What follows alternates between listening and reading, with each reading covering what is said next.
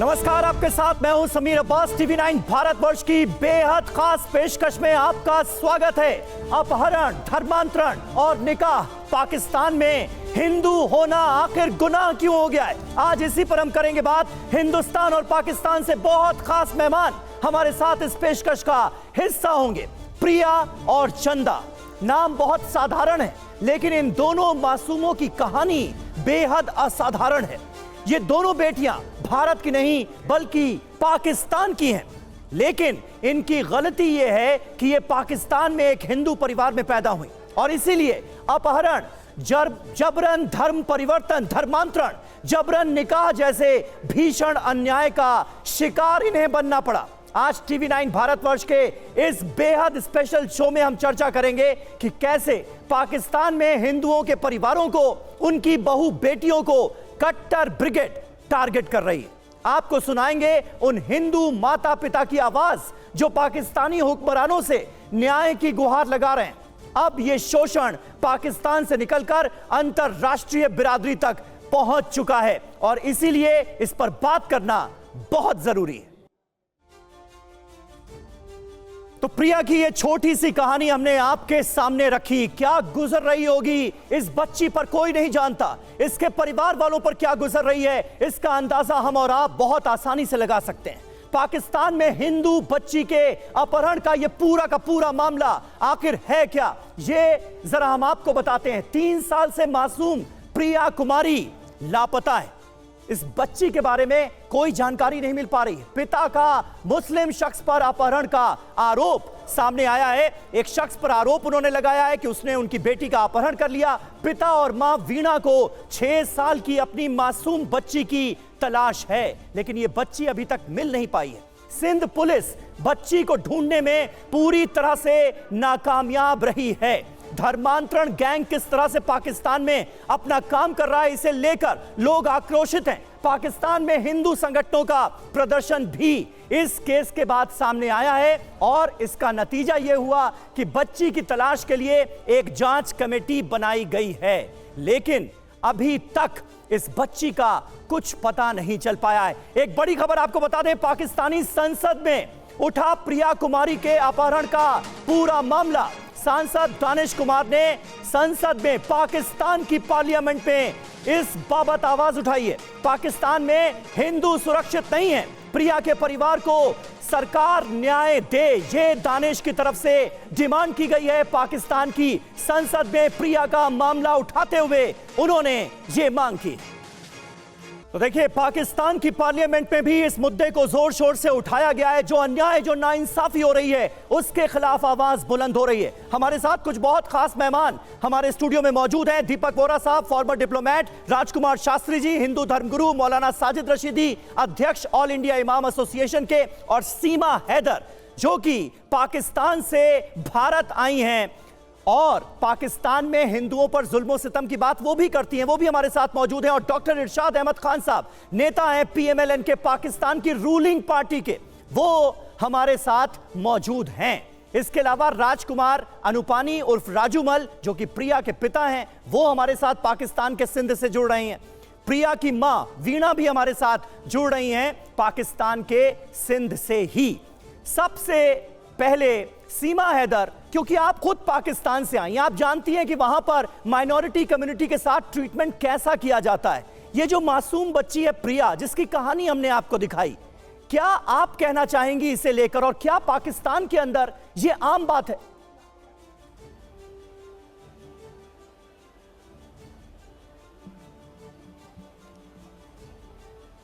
सीमा हैदर, आपको आवाज मिल रही है मेरी? हेलो जी, आपको आवाज मिल रही है सीमा? जी जी जी जी अब आ रही है जी। एक मासूम बच्ची प्रिया की हमने कहानी दिखाई, जिसका अपहरण हो गया है। शक ये है कि उसका धर्मांतरण कराया गया है। 2 साल से ये बच्ची लापता है। क्या आप कहेंगी, पाकिस्तान के अंदरूनी हालात को आप बेहतर समझती हैं, वहां आप इतने सालों तक रही हैं, क्या आप कहना चाहेंगी इसे लेकर, और क्या माइनॉरिटीज के साथ ये सलूक पाकिस्तान में आम बात है? मैं ये चीख के शुरू से लेके बोलती आ रही हूँ कि वहाँ के हिंदुओं के साथ बहुत बहुत अन्याय होता है, उनके मासूम बच्चियों के साथ गलत होता है। क्योंकि हमने अपनी आंखों से देखा है, क्योंकि सिंध में तो बहुत हिंदू रहते हैं, पर वो बेचारे चैन से नहीं जी पाते। मैं आपको बता दूं कि उनको कहते हैं जलाने तक नहीं देते, कहते हैं दफनाओ, जलाओ मत, के हवा आती है, हमारे मतलब बीमारियां फैलती, तुम जलाओ मत, दफनाओ हमारी तरह। उन बेचारों को जलाने तक की इजाज़त नहीं होती। वहाँ के हिंदू बेचारे बहुत डर डर के सहमे रहते हैं कि मैं खुद उस चीज़ की गवाह हूँ। वहाँ मतलब वहाँ के मुस्लिम बच्चे मुस्लिम हिंदुओं से नफरत करते हैं। उनको बताया जाता है कि हिंदुओं के करीब मत जाओ, वो जाहिल, वो काफिर हैं, वो बुत परस्ती करते हैं, वो भगवान को मतलब पूजते हैं, तो उनके करीब तक उनको मतलब इतना गलत माना जाता है। कहते हैं कि जितने हिंदू मुसलमान बनेंगे उतना अच्छा है। तो उन बेचारी बच्चियों को उठाया जाता है, ज़बरदस्ती निकाह कराया जाता है, फिर उनको मुसलमान बनाया जाता है, क्योंकि वहाँ हिंदुओं की कोई भी कानून आवाज़ नहीं उठा सकता, कोई भी। मैं ये शुरू से लेके कहती है, हम इस चीज़ की हैं, कोई भी हिंदू के लिए आवाज़ नहीं उठाएगा। अगर मुसलमान के साथ थोड़ा भी होता है तो सारे मुसलमान जाग उठते हैं। अगर हिंदू के साथ कुछ भी होता है तो कोई मुसलमान आवाज़ नहीं उठाता। उनको भेड़ बकरियां मानी जाती है, जैसे जानवरों को काटते रहते हैं, हिंदुओं को बेचारों को ऐसे वहाँ पे काटते रहते हैं, समझो। जी सीमा हैदर, यानी आप ये मान रही हैं कि हिंदुओं के साथ, माइनॉरिटी कम्युनिटी के साथ पाकिस्तान में इसी तरह का सलूक होता है। डॉक्टर इरशाद अहमद खान साहब हमारे साथ मौजूद हैं। पाकिस्तान की रूलिंग पार्टी को आप रिप्रेजेंट कर रहे हैं, इरशाद अहमद खान साहब। ये नफरत का कौन सा पाठ पढ़ाया जा रहा है पाकिस्तान में, और क्यों इस तरह से लोगों का मजहब, लोगों का धर्म बदलने पर आमादा हैं आपके यहाँ की मेजॉरिटी कम्युनिटी के लोग? बहुत शुक्रिया जी। मैं ये कहूंगा कि जो कुछ आप अभी ये सीमा हैदर को दिखा रहे थे, सीमा हैदर पहले तो ये है कि पाकिस्तानी नहीं है ये। दूसरी बात यह है कि इनका मैं पूरा आप लोगों को तारुफ आपके चैनल्स पे करवा चुका हूं, ये कौन खातून है। तीसरी बात यह है कि आप अपने धर्म की बात करते हैं, अपने मुल्क की बात क्यों नहीं करते कि वहां क्या हो रहा है इस वक्त इलेक्शन के लिए, मुस्लिम्स के साथ क्या कर रहे हैं, सिखों के साथ क्या कर रहे हैं। आप एक बच्ची को लेकर के पूरा प्रोग्राम कर रहे हैं, पूरा इतना वावेला डाल रहे हैं, इतना प्यार करने वाले लोग। इरशाद साहब, ये आप गफलत में हैं, ये आप गफलत में हैं कि यहाँ पर हम सिर्फ एक बच्ची की बात कर रहे हैं। ये मसला सैकड़ों बच्चियों का है, हजारों बच्चियों का है, और ये मसला पाकिस्तान की उस टेंडेंसी का है जहाँ पर माइनॉरिटीज के साथ ये सलूक किया जाता है। समीर जी, मैं आपको वही आपकी तरफ पूरे सवाल का जवाब दूंगा आपके। मैं ये कह रहा हूँ कि ये मामला मेरे मुल्क की बच्चियों का, मेरी बेटियों का, मेरी माओं का, मेरी बहनों का है। मुझे मालूम है कि इसको हैंडल कैसे करना है, और अगर कोई मुजरिम को कैसे कैफे किरदार तक पहुंचाना है। मैं ये कह रहा हूं कि आप अपने हिंदुस्तान की फिक्र कीजिए, पाकिस्तान की फिक्र मत किया कीजिए, क्योंकि पाकिस्तान बड़े मजबूत हाथों में है। मैं आपके पहले प्रोग्राम में भी ये कहा था कि जो मेरे जनरल आसिम मुनीर साहब हैं, वो हाफिज कुरान भी हैं, और उनको मालूम है कि इस्लाम के मुताबिक लोगों को, जो मुजरिम है, उनको सजाएं कैसे दिलवानी है। और हमारे मजबूत वजीर आजम है इस वक्त, वजीर आजम मियां मोहम्मद शहबाज शरीफ साहब, हमें मालूम है, और सिंध में हुकूमत है हमारी पीपल्स पार्टी का, हमें मालूम है। और सिंध का ही ये मामला है इरशाद साहब, सिंध का ही ये मामला है। और इस्लाम की ये कौन सी तस्वीर पेश की जा रही है? लोगों का जबरन लोगों को दूसरा धर्म बदलवा कर, ये कौन सी तस्वीर पेश कर रहे हैं आप? क्योंकि जहां तक मुझे पता है, इस्लाम में जबरन धर्म बदलवाना ये भी गलत माना गया है सरासर। देखिए, ये तो एक झूठा प्रोपेगेंडा हिंदुस्तान का है। मैं ये इस तरफ, आपने बीच में मुझे टोक दिया, मैंने कहा कि जो इस वक्त प्रेसिडेंट हमारे आसिफ अली जरदारी साहब हैं, वो बड़ी मोहब्बत करते हैं हिंदू धर्म से, सिखों से। देखिए, आप आज सिंध जाकर के देखिए कि कितने खुशहाल हैं हिंदू वहां के। आप लोग कहें, देखिए कुछ भी हो सकता है, किसी के, मेरे साथ, आपके साथ, किसी के बच्चों के साथ कुछ भी हो सकता है। ये होता है, ये धरती की पूरी दुनिया में हो रहा है। ये सिर्फ पाकिस्तान में ऐसा कोई ऐसा अनोखा काम नहीं हुआ कि जो कि हिंदुस्तान में नहीं होता, जो कि अमेरिका में नहीं होता, जो इंग्लैंड में। इतने बेहतर हालात हैं डॉक्टर इरशाद अहमद खान साहब, इसका पता इससे चलता है। सुनिएगा जरा, सुनिए बात सुनिए। प्रिया कुमारी जो ये मासूम बच्ची है, इसके माता पिता, इसके पेरेंट्स हमारे साथ जुड़ रहे थे TV9 भारतवर्ष पर, लेकिन आखिरी वक्त पर उन्होंने ये लाइव प्रोग्राम कैंसिल कर दिया क्योंकि वो डर गए। प्रिया के माता पिता, उनके पेरेंट्स अगर हमें सुन रहे हैं तो हम ये दरख्वास्त एक बार फिर करना चाहते हैं कि आप TV9 भारतवर्ष पर आएं और प्रिया के लिए आवाज जरूर उठाएं। यहां पर हमारे साथ पाकिस्तान से ही आए तमाम शरणार्थी भी मौजूद हैं। इरशाद अहमद खान साहब स्टूडियो में भारी संख्या में, आज वो भी अपनी व्यथा बयां करेंगे आपके सामने। हमारे साथ वोरा साहब मौजूद हैं। वोरा साहब, किस तरह से आप देखते हैं, और ये कोई पहली बार तो है नहीं। सुनिए, मैं आपकी बात सुन रहा था जो अभी पाकिस्तान से बोल रहे हैं। मेरी आपसे विनम्रता से एक चीज कहना चाहता हूं, मेरे एक अमेरिकन फ्रेंड हैं, 2002 में उन्होंने पुस्तक लिखी थी व्हेन रिलीजन बिकम्स ईवल, जब धर्म खतरनाक हो जाता है। उन्होंने कहा 5 संकेत, sir give me a minute I want to complete this. 5 संकेत मिलते हैं जब आप कहते हैं कि मेरे धर्म में ही सच्चाई है, बाकी सब झूठ है। दूसरा, जब आपके धर्म के लीडर होते हैं, आप अपने दिमाग को बंद करके उनके पीछे लग जाते हैं। तीसरा, धर्म के नाम पे जब आप हिंसा करते हैं।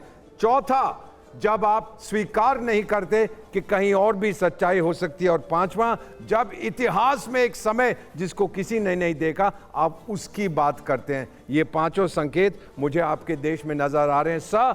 57 मेंबर हैं ऑर्गेनाइजेशन ऑफ इस्लामिक कोऑपरेशन, वो सब आधुनिकता की तरफ बढ़ रहे हैं। आपको छोड़ के आप ट्राइबल पास्ट की तरफ जा रहे हैं। आप समझ नहीं पाते, धर्म आपको आगे नहीं ले जा रहा। आपका धर्म जो आप प्रैक्टिस करते हैं वो इस्लाम नहीं है, वो आपको बर्बाद कर रहा है। सच्चा इस्लाम बहुत खूबसूरत है, आपका जो धर्म है वो खूबसूरत नहीं है, वो खतरनाक है। मैं क्षमा चाहता हूं, लेकिन आज मैं सच्चे दिल से आपसे ये बात बांटना चाहता था। जी जी, बिल्कुल बिल्कुल, बहुत अच्छी आपने बात कही। और अगर इन बातों को कोई वाकई सही मायने में समझने की कोशिश करे तो ये समस्या ही खत्म हो सकती है। इरशाद अहमद खान साहब लेकिन मानेंगे नहीं।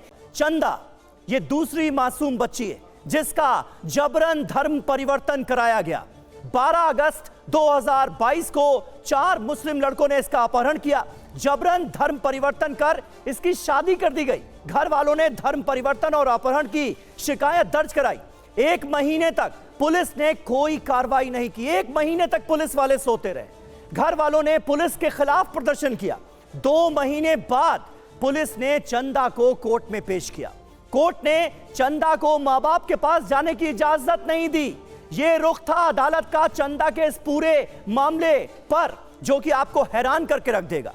इसके बाद चंदा के रोने का एक वीडियो पाकिस्तान में वायरल होता है और उसके बाद कोर्ट अपना फैसला बदलने के लिए मजबूर होती है। कोर्ट ने चंदा को मां बाप के साथ जाने की इजाजत दे दी।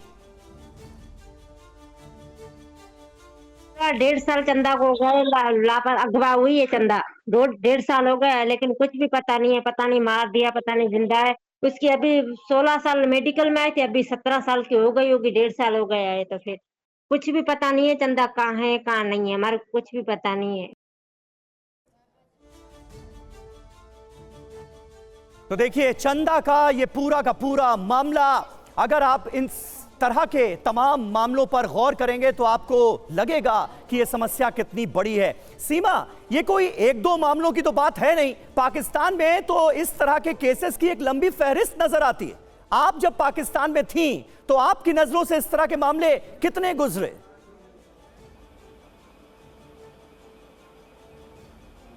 वहाँ तो पता ही नहीं पड़ता था। हमारी साइड में एक मतलब रेत ही होती है वहाँ पे, मतलब गांव का टाइप लोग इलाका है। वहाँ रहते हैं ज़्यादातर हिंदू, क्योंकि हिंदू मुसलमान से बहुत अलग और दूर रहते हैं, तो वहीं वो रहते हैं। रेगिस्तान ही रेगिस्तान है, तो वहीं रहते हैं जी। तो वहाँ बहुत ही आम था। और बच्चियों को कोई तो मतलब प्यार के चक्कर में फंसा के धर्म चेंज करवाना, या तो कोई उठा के ले जाना, जिनको कई सालों तक पता ही नहीं पड़ता था। ऐसे कई औरतें हैं जो रोती थी, चिल्लाती, चीखती थी, पर उनको कोई नहीं सुनता था। वो डर के मारे थाने भी नहीं जा सकते थे, डर के मारे, क्योंकि उनको थाने वाले भी डरा धमका के वापस भेजते थे। उनकी इज्जत सुरक्षित नहीं है, वहाँ की बेटियां सुरक्षित नहीं, वहाँ के आदमी भी नहीं है। बेचारे आदमियों को भी मारा जाता है, पीटा जाता है, वो कुछ नहीं कह सकते। तो ये मैं पहले दिन से कहती हूँ। और ये जो सर कह रहे हैं कि मैं पाकिस्तान की नहीं, मैं पाकिस्तान की हूँ, मैं खैरपुर मीरस की हूँ, सिंध में रहने वाली हूँ। कोट बंकोट जी आपको पता होगा, वहाँ के रहने वाली हूँ। और मैं भी बहुत परेशान, बहुत दुखी होकर यहाँ आई हूँ। वहाँ कोई औरतों की कोई इज्जत नहीं है। आप मुझे तलाक तो दे दिया गया था, आज कह रहे हैं तलाक नहीं दिया। वहाँ कोई औरतों को नहीं सुनता, वहाँ अपनी चलाते हैं बस, अपनी इज्जत, अपनी चीजें, अपना इस्लाम। इस्लाम ठीक है, ठीक है। सीमा आपने अपनी बात रखी। हमारे साथ इस वक्त एक और बहुत खास मेहमान महेश वासु जुड़ रहे हैं पाकिस्तान से ही, जो पाकिस्तान में ह्यूमन राइट एक्टिविस्ट हैं और हिंदुओं के खिलाफ हो रहे तमाम जुल्म के खिलाफ अपनी आवाज बुलंद करते हैं। महेश जी, ये 2 मामले पाकिस्तान से हमने सामने रखे, सिंध के मामले सामने रखे। ये जो पूरा गिरोह काम कर रहा है, जो मासूम बच्चियों को अगवा करना, हिंदू बेटियों पर यह निगाह रखना कि कैसे उन्हें जबरन धर्मांतरण के जाल में फंसाकर उनका मजहब, उनका धर्म बदलवाया जा सके, इसे लेकर आपने क्या जानकारी जुटाई, कुछ शेयर करना चाहेंगे? जी देखिए, वहाँ पर हर एक सिविलियन जो है वो टॉम डिक हैरी जी की हिम्मत ऐसी होती है कि स्टेट जो है वो उसको पूरा सपोर्ट करती है, ठीक है। तो चाहे वो आप अनगिनत कितने सारे मुल्ले हैं, कितने पीर हैं, कोई भी लड़की को जहां उनको अच्छी लगी वो लड़की उठाते, बच्चियों को उठाते, उनको अगवा करते। पहले बात तो अगवा करते हैं जैसे प्राइमा फेसी, फिर उसका फोर्स कन्वर्जन करके, गैंग रेप करके सब कुछ करते हैं जो एक ना दरिंदे भी शर्मसार हो जाए। और बाकी ये जो साहब थे ये पाकिस्तान से जो भी ये बात कर रहे हैं, ये मुझे ये बताइए कि आजकल तो सोशल मीडिया का दौर है, ठीक है। मैं ये पूछना चाहता हूं जितनी भी लड़कियां अगवा हुई हैं, कितनी भी बच्चियां अगवा हुई हैं जी, 47 से लेकर हम उसको होल्ड करें अकाउंटेबल, ठीक है। वो आज तो सोशल मीडिया का दौर है, कहां है वो? कोई कहीं दिखाई नहीं देती वो लड़कियां। क्यों? उनको शौक नहीं है? अभी सीमा हैदर है आपके सामने, पाकिस्तान से यहां भारत में आई हैं जी, तो अब वो हर मतलब रोज एक रील बनाती हैं, वो सब कुछ आप तो आपके सामने है। जो हर रोज 2 से 3 लड़कियां, तो ये तो इट्स ए कम फिगर है, ये मिनिमम फिगर मैं बता रहा हूं। ठीक है, बिल्कुल बिल्कुल महेश जी बने रहे आप हमारे साथ। और मुल्ला इस बीच जिसका नाम आप ले लें, चंदा, जिसकी उठा लेते कहानी, हैं। जिस मासूम बच्ची की कहानी थोड़ी देर पहले हमने आपको सुनाई, चंदा की मां इस वक्त पाकिस्तान से हमारे साथ जुड़ गई हैं।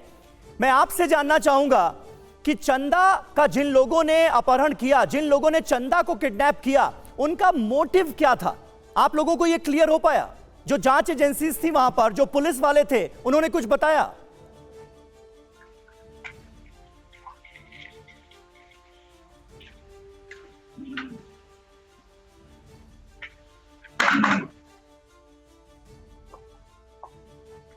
चंदा की मां से लगता है संपर्क नहीं हो पा रहा है। लेकिन मौलाना साजिद रशीदी, ये कौन सी टेंडेंसी है कि इस्लाम के नाम पर किसी का जबरन धर्म परिवर्तन कराया जाए?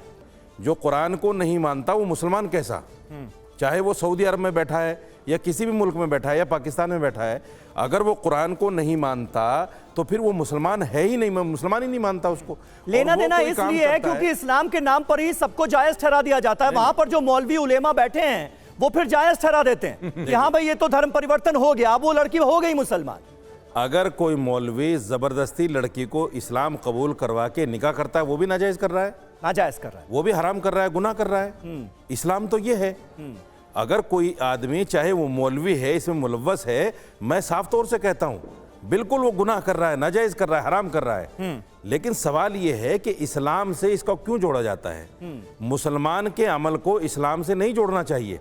मुसलमान तो शराब भी पीता है, मुसलमान तो जिना भी करता है, मुसलमान तो डकैती भी करता है, मुसलमान तो अपहरण भी करता है। इसका इस्लाम से क्या लेना देना? इस्लाम में तो इसकी सख्त सजाएं मौजूद हैं कि जो आदमी जिना करेगा उसको या तो 100 कोड़े लगेंगे, संसार कर दिया जाएगा। इस्लाम तो ये कहता है, लेकिन फिर भी मुसलमान कर रहा है, तो उसका इस्लाम से कोई लेना। हमारे साथ मौजूद है, मैं आपसे जानना चाहूंगा, चंदा का जिन लड़कों ने अपहरण किया था उसके पीछे मकसद क्या था, मोटिव क्या था? क्या वहां पर जो इन्वेस्टिगेटिव एजेंसीज हैं उन्होंने मोटिव क्लियर किया कि क्यों अपहरण किया गया था?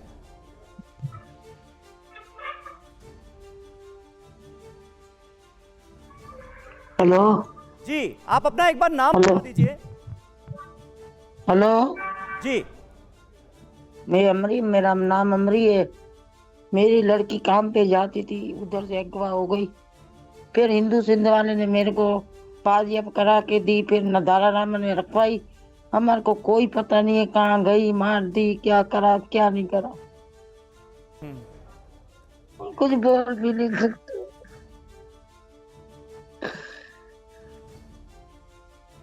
तो आपको अपनी बेटी के बारे में अभी भी कोई जानकारी नहीं मिली है? मेरे को पता नहीं है कहाँ है कहाँ नहीं है। बाकी हिंदू सिंध वाले ने मेरी मदद करी थी, मेरे को उधर से बाजियां भी करवा के दी, मेरे को राशन भी दे रहे थे, अभी भी मेरा ख्याल रखते हैं। हिंदू सिंध वाले हमारे से पूछता है क्या हाल है, अल्लाह मालिक है, चंदा आ जाएगी। हमारे को ये हिंदू सिंध वाले का सहारा है। मेरा बुढ़ा बीमार है, मेरी बच्चियां कमाती है, मैं किराए पे रहती हूँ, मेरा घर भी नहीं है। मेरी अभी भी काम बंद हो जाता है। अमीर जी, मेरी कोर्ट ने लड़की तो ये चली ऑर्डर गई दिया था ना हिंदू कि सिंध। चंदा जो है वो अब आपके साथ ही रहेगी। अभी तो हमने देखी नहीं है, पता नहीं मार दी, पता नहीं है, पता नहीं नहीं है, ये पता नहीं है कौन सा शहर में है, हमारे को नहीं पता है। आपको एक क्या साल लगता हो है, गया मेरे आपको क्या लगता है कौन लड़के वो थे जिन्होंने चंदा को किडनैप किया, अपने साथ ले मजदूर गए? लोग थे, बलुचिस्तान के मजदूर लोग थे, ये लेके गए। मेरे को कोई पता नहीं है कहाँ है कहाँ नहीं है। बाकी बाजी आप करवाए थे, हिंदू सिंध वाले ने मेरी मदद भी करी थी, अभी तक मेरे रास्ते में है। बाकी मैं गरीब हूँ, मैं नहीं पहुंच सकती थी, ये हिंदू सिंध वाले ने मेरी मदद करके बाजी आप कराई थी। जी। दारा रामन में भी रखवाई थी, फिर दारा रामन में से गई है, हमारे को कोई पता नहीं है। ठीक है, आप हमारे साथ बने रहें, आपका दर्द हम बखूबी समझ सकते हैं, जो गुजर रही है आप पर हम यहाँ हिंदुस्तान में बैठकर उसे महसूस कर सकते हैं। लेकिन क्या हालत है हिंदू लड़कियों की पाकिस्तान के अंदर? शिवाजी, कुछ आंकड़े, कुछ डेटा हमने अपने व्यूअर्स के सामने रखा। पाकिस्तान में क्या हालत है, और जैसा कि अभी चंदा की मां ने बताया कि उन्हें पता ही नहीं चल पा रहा है कि उनकी बेटी गई तो गई कहां, किडनैप कर लिया गया, उसके बाद फिर कोई जानकारी है ही नहीं। तो क्या जो एडमिनिस्ट्रेशन होता है, लोकल एडमिनिस्ट्रेशन जो होता है, वो भी इस तरह के मामलों पर एक्ट करता हुआ नजर नहीं आता है क्या आमतौर पर? नमस्कार, जय श्री। देखिए, चंदा का मामला जो है, बिल्कुल वो बच्ची अगवा हुई, उसका मजहब भी तब्दील हुआ, हैदराबाद की बच्ची है। इनकी जो माँ बात कर रही है, इन आमरी नाम इनको पता है, फर्स्ट से हमारा रास्ता हुआ और उनकी एफआईआर भी दर्ज करवाई, बच्ची से इनके लिए एहतजाज भी किए, यहाँ की गवर्नमेंट से भी हमने बातें की, पुलिस के जो इदारे हैं उनसे भी बात हुई, हमारी इंटेलिजेंस जो इदारे हैं उनसे भी हम रास्ते में रहे इसी केस पे, और बड़ी मेहनत के साथ हमने इस बच्ची को बलूचिस्तान से वापस करवाया था। और उस बच्ची को वापस करवाने के बाद उसका जब मेडिकल हुआ तो बच्ची नाबालिग साबित हुई। हालांकि हमने कोर्ट में उसी टाइम भी ये कहा था, हमारे मुखला भी थे, मैं वहाँ सरजमीन पे था, उनकी वीडियो तस्वीरें आज भी social media print electronic media पे मौजूद है। तो हमने, हमारे वकील ने जज साहब को कहा कि सर ये नाबालिग बच्ची है, आप इन पे जो है, हमारे पास एक कानून है 2013 से सिर्फ चाइल्ड मैरिज रेजिडेंट एक्ट मौजूद है, तो आप उसके तहत कार्रवाई करें। लेकिन मुझे अफसोस की बात है, मुझे दुख उस बात का हुआ कि उस पे कोई अमल नहीं हुआ। हालांकि हमारा कानून है, मैं बार बार वहां इस बात कर रहा था कि भाई जब ये कानून आपका बना हुआ तो उस पर अमल आप करवाएं। इस बच्ची के मामले पे एफआईआर तो हुई, लेकिन वो अगवा की हुई, उसमें सेक्शन जो लगने चाहिए थे, जब बच्ची बाजियाब हुई है तो एक नाबालिग बच्ची के साथ शादी कानूनन जुर्म है। 18 साल से कम उम्र सिंध के अंदर ये कानून मौजूद है, लेकिन हमारी किसी ने भी नहीं सुनी। बच्ची फिर भी इनको जो दारुल में भेजा गया, और दारुल के बाद अब न हमें पता, अब तक कुछ पता चला है दारुल में भी बच्ची वो मौजूद चंदा नहीं है, अब फिर कहाँ है कुछ पता नहीं चल रहा है। इनके जो वालिदा है, मदर अभी जो लाइव है इस प्रोग्राम में, उनको पता है, वो भी आपको हमारे बारे में बताएगी।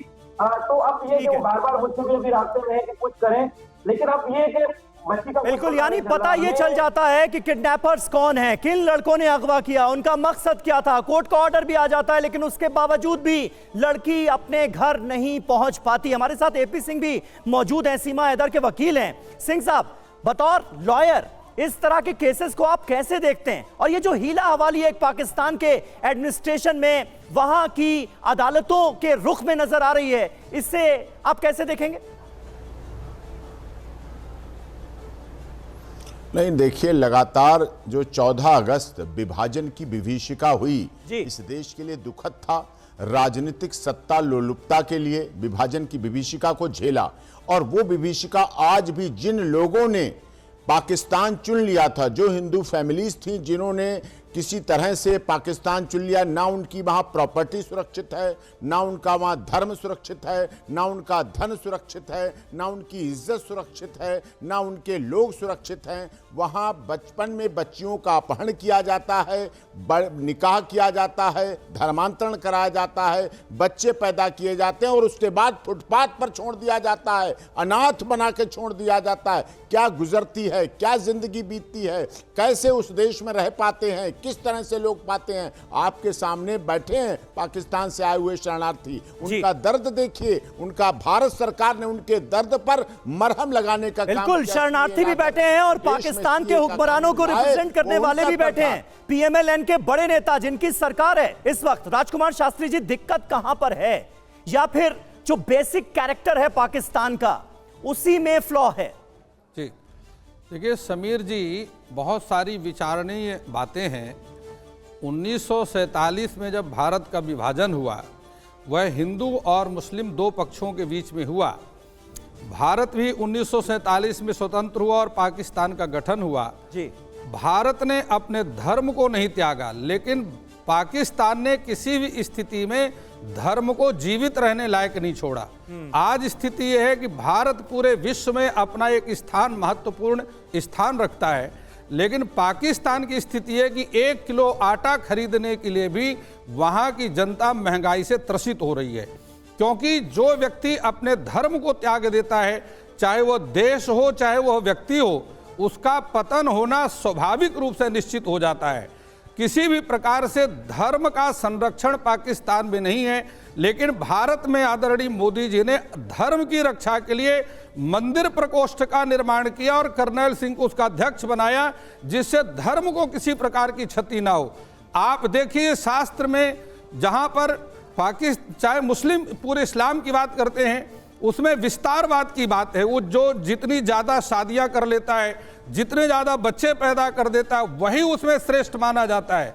जबकि हिंदू धर्म ग्रंथों में त्याग की भावना है और किसी भी प्रकार से पाकिस्तान में आज भी हिंदू और मुसलमानों में भेदभाव की स्थिति बनी हुई है, जबकि भारत में हिंदू और मुसलमान सब मिल करके रह रहे हैं। लेकिन ये कौन लोग हैं समीर भाई? कौन है मास्टरमाइंड? पाकिस्तान में धर्मांतरण का हेडक्वार्टर आखिर कहां चल रहा है? इससे जुड़ी कुछ अहम जानकारियां अब आपके सामने यहां आने जा रही है इंफॉर्मेशन वॉल पर। पाकिस्तान में धर्मांतरण का हेडक्वार्टर दरगाह आलिया भरचुंडी शरीफ धर्मांतरण का गढ़ माना जाता है। यह है वो गढ़ जो कि एक तरह से अड्डा है धर्मांतरण का। सिंध के घोटकी जिले में मौजूद भरचुंडी शरीफ दरगाह, यहां पर जो अहम जानकारियां इसके बारे में मिली हैं वो ये कि ये सबसे बड़ा अड्डा है। नाबालिग लड़कियों का अपहरण कर यहीं पर उन्हें लाया जाता है और उसके बाद ये पूरा खेल शुरू होता है। डरा धमकाकर, दबाव डालकर धर्म परिवर्तन कराया जाता है और ऐसे एक दो नहीं सैकड़ों मामले इसी दरगाह से जुड़े सामने आए हैं। जबरदस्ती दोगुनी उम्र के मुस्लिम पुरुषों से विवाह भी कराने के तमाम केसेस सामने आए हैं।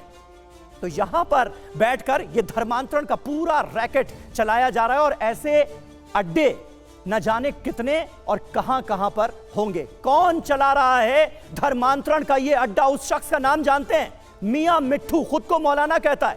इतने सारे खास मेहमान भी आज हमारे साथ स्टूडियो में हैं। आप में से कोई कुछ कहना चाहेगा? ये हमने जो कहानी सुनाई मासूम बच्चियों की, ये क्या आम बात है पाकिस्तान में? जी सर, ये तो अब आम बात हो गई है। पहले जो था वो बहुत ही अच्छा था पाकिस्तान और सिंध, और जब से ये मियां मिट्ठू आए हैं और ये भरचंडी शरीफ में सिलसिला शुरू हुआ। आप जानते हैं इनको? नहीं सर, हमने देखते हैं। अच्छा, सोशल मीडिया पे देखते हैं। आप कब आए आप पाकिस्तान से हिंदुस्तान? 2020 में। जब से ये सिलसिला शुरू हुआ है तो सारे जो हिंदू वहाँ थे उनके मन में एक डर बैठ गया था कि हम जो है अपने देश चले जाएं, वरना ये आहिस्ता आहिस्ता जो छोटी छोटी बच्चे हैं उनका धर्म परिवर्तन हो रहा है और ज़बरदस्ती धर्म परिवर्तन कर रहे हैं, तो आहिस्ता आहिस्ता हम तो निकल आए, बाकी जो रह गए हैं वो परेशान हैं बहुत अभी। तो ये कौन लोग हैं जो इस तरह का रैकेट चला रहे हैं? आप में से बहुत सारी महिलाएं हमारे साथ बैठी हुई हैं, आप में से कोई कुछ बोलना चाहेगा? किस तरह के हालात हैं वहां पर लड़कियों के लिए? चलिए, तो यहाँ पर भी बहुत सारे लोग ऐसे हैं जो कुछ बोलना नहीं चाहते और जाहिर है पाकिस्तान में बेहद विषम परिस्थितियों का सामना करके वो यहाँ पर आए हैं। आप कुछ कहना चाहेंगे? इस तरह का रैकेट जो लोग चला रहे हैं उसके पीछे सोच क्या है? हमारे पीछे बैठे हैं ना बंदर लोग हैं हमारे, इसीलिए हम कुछ नहीं बोल सकते। कौन बैठा है? हमारा बेटा है, भाई है, चाचा है, मामा है, सब बैठे हैं पीछे। वो वहाँ पर है? हाँ, पाकिस्तान में है। तो कहीं उनको कुछ ना हो जाए इसलिए आप लोग नहीं बोलना चाहते। ये एक बहुत बड़ी व्यथा है। देखिए, इतने सारे लोग मौजूद हैं, सबकी अपनी अपनी दुख भरी कहानियां हैं, लेकिन इनमें से ज्यादातर लोग कुछ बोलना नहीं चाहते, कहना नहीं चाहते कि कहीं इनके रिश्तेदारों पर कोई एक्शन ना हो जाए और उनके खिलाफ कोई कार्रवाई ना हो जाए, इसलिए लोग अपनी जुबान खोलने के लिए तैयार नहीं हैं ज्यादातर लोग। हमारे साथ इरशाद अहमद खान साहब मौजूद हैं। खान साहब, ये मुल्क बनाया है आपने? ये कहूंगा, मैंने आपकी तकरीर सुनी, मुझे एक लम्हा दीजिएगा। अभी आपके मुहीश साहब थे और चंदा के बारे में बात कर रहे थे। बात ये है कि मुर्गी का चूजा भी कोई नहीं उठा सकता, वो भी चीखे मारता है। एक जवान बच्ची किसी के साथ अगर गई है, अपनी मर्जी से गई है, उसने धर्म चेंज किया है, अब उनकी वालदा देखें, आपका सारा प्रोपेगेंडा झूठ हो जाता है आपकी बातों से, आपके लोगों से, जिन लोगों को आप इंटरव्यू पे बुलाया हुआ है, जिनसे बात कर रहे हैं आप। चंदा की माँ से बात कर रहे हैं, चंदा की माँ कहती है दारुल अमान में छोड़ा है। इसका मतलब है कि वो शादी की है उसने, तो लड़की दारुल अमान से उसके ससुराल वाले उसको लेकर के गए। दूसरी बात यह है कि पाकिस्तान में हमें माओ बहनों, मतलब एक नाबालिग हिंदू बच्ची को अगवा करके उसका धर्म बदलवा दिया जाता है और उसे आप जस्टिफाई कर रहे हैं। इरशाद अहमद खान साहब, आप तो एक जिम्मेदार आदमी हैं। देखें, मुझे सुनेंगे नहीं, मैंने कहा ना, आप सुनेंगे नहीं। हमने प्रोपेगेंडा भरपूर किया पाकिस्तान के खिलाफ। पाकिस्तान नहीं, आपने तो कह दिया कि शादी हुई है तो लड़की वापस क्यों आएगी? आप सुन ले, क्योंकि इन्होंने पर्चा किया होगा, बच्ची अपनी मर्जी गई, वापिस आई होगी। दारुल अमान आपके साथ नहीं जाऊंगी, तो दारुल अमान भेजा जाता है ताकि उसकी जिंदगी महफूज रहे। देखिए, आप जो कुछ पाकिस्तान के लिए, मुसलमानों के लिए, हमारे मजहब के लिए गैर इखलाकी बातें लोगों से करवा रहे हैं, ये ठीक नहीं है। आप अपने मुल्क की खैर मनाइए। आप अपने मुल्क में क्या मजहब के खिलाफ यहाँ पर कोई बात नहीं हो रही है इरशाद खान साहब, यही तो खास बात है, यही तो सोच का फर्क है। मजहब के नाम पर जो गलत काम किए जा रहे हैं उसके खिलाफ बात जरूर हो रही है और पूरी दुनिया में हो रही है। सीमा हैदर साहब हमारे साथ मौजूद हैं। सीमा, इसी तरह से जस्टिफाई किया जाता है क्या हुक्मरानों की तरफ से कि जो हुआ ठीक हुआ, लड़की अपनी मर्जी से चली गई होगी, भले ही नाबालिग क्यों ना हो, लेकिन शादी हो गई तो आप कुछ नहीं हो सकता? देखें, ये सीमा हैदर आपकी लड़की, आपकी एजेंट है। ये पाकिस्तान यही चार बातें कह के चुप करा देते हैं। और दूसरी बात, इस्लाम इस्लाम ऐसा नहीं कहता। आप लोग इस्लाम का नाम लेके ऐसा कर रहे हो। आपको भी पाकिस्तान इस्लाम नहीं कह रहे कि आप ऐसा करो। आप लोग ठीक है। सीमा, अपनी बात कीजिए। मुझे वही तो मैं कह रही हूँ, यही तो इनकी बात है। वो मुझे पाकिस्तान नहीं मान रहा, हालांकि मैंने इनसे पहले सिंधी में बात करी थी, अपना एड्रेस भी इनको बताया था। यहाँ सिर्फ वहाँ से बहुत सारी औरतें हैं जिनके साथ बहुत जुल्म होता है। हिंदू औरतों के साथ तो होता ही है, पर इस्लाम का नाम लेके मुसलमान औरतों के साथ भी जुल्म करते हैं ये लोग। हिंदू औरतों के साथ तो है, सरेआम करते हैं वो तो, पर मुसलमान औरतों के साथ भी महजब इस्लाम का नाम लेके ये जुल्म करते हैं। अरे कौन सा 4 पत्नी रखना, कौन सा इस्लाम है? 5 मतलब रशीदी साहब जवाब दीजिए। 10 बच्चे एक औरत से पैदा करवाना कौन सा इस्लाम के नाम पर महिलाओं पर, औरतों पर जुल्म? मैं भी इसी के इलाज क्या? मेरे 4 बच्चे थे, इसका इलाज तो छोड़ दिया गया। नहीं, जुल्म ही नहीं, नाम इस्लाम का लेते हैं। उसका क्या जवाब दूं मैं? जब ये इस्लाम को मानती नहीं, क्या पता 4 पत्नियों का क्या मामला है, 3 पत्नियों का क्या मामला है। ये इस्लाम को मानती तो इनको पता होता। इस्लाम को मानने वालों की तो बात की जो 4 शादियों को जायज ठहराते हैं। इस्लाम में 4 पत्नी की इजाजत, शादियों को जायज ठहराते होंगे, जो अपन महिलाओं पर जुल्म कर रहे हैं उन्हीं की तो बात इजाजत के साथ औरत रखा जाता है। यहाँ ऐसा नहीं एक पत्नी होते जबरदस्ती दूसरी पत्नी को जवाब देने दीजिए। मैं दे रहा हूँ जवाब, उनसे कहिए चुप रहे। इन्होंने भी एक आपत्तिजनक बात नहीं बोल रही मैं। इस्लाम में ऐसा कहाँ लिखा है कि जो ज्यादा शादी करेगा और ज्यादा बच्चे पैदा करेगा वो सर्वश्रेष्ठ है? गलत इस्लाम कोड कर रहे हैं आप। इस्लाम में 7 गलत कोड कर रहे हैं। 7 विवाह करने का अधिकार है। पता नहीं तो इस्लाम पर मत बोलिए। नहीं, आप ये बताएं, मुझे पता है ना, मुझे पता है। हमने हिंदू धर्म को पढ़ा है। इतना अनपढ़ मुझे राम जी के कितने पिता थे? इतना अनपढ़ राम जी के कितने पिता थे? मैं भी सब जानता हूँ, कितने पिता थे बताइए। आप ये बताइए, इस्लाम में 7 राम जी के कितने पिता थे? आप पहले मेरे प्रश्न का जवाब दीजिए ना। रशीदी साहब, ये एक दूसरे के मजहब पर टीका टिप्पणी करने की बात नहीं है।